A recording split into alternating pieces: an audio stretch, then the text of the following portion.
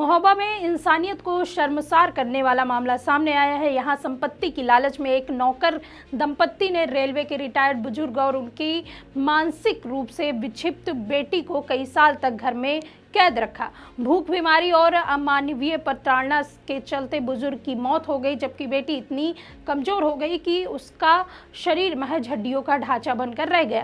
दरअसल शहर कोतवाली क्षेत्र के हिंटायर गली मोहल्ले में रहने वाले सीनियर क्लर्क के पद से रिटायर्ड 70 वर्षीय ओम प्रकाश सिंह राठौर अपनी 27 वर्ष से मानसिक विक्षिप्त बेटी रश्मि के साथ रहते थे।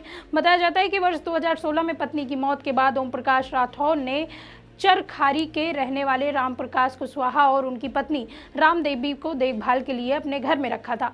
आरोप है कि इसी नौकर दंपत्ति ने धीरे धीरे पूरे मकान पर कब्जा कर लिया और पिता बेटी को नीचे के कमरे में कैद कर दिया और ऊपर की मंजिल पर ऐशो आराम से रहने लगे। उसकी बेटी को दाने दाने के लिए मोहताज कर रखा था। शायद यही वजह है कि उचित भोजन और इलाज न मिलने के कारण दोनों की हालत बिगड़ती चली गई। परिजनों ने बताया कि जब भी वो मिलने आते, नौकर बहाने बनाकर उन्हें लौटा देता कि दोनों किसी से मिलना नहीं चाहते।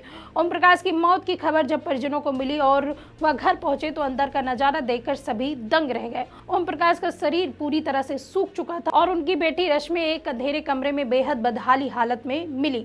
भूख की वजह से 27 वर्षीय युवती को इस कदर तोड़ दिया कि उसके शरीर का ढांचा दिखाई देने लगा, मानो शरीर में मांस का नाम न हो और किसी तरह सांसें चल रही हो। फिलहाल पुलिस इसकी जांच कर रही है।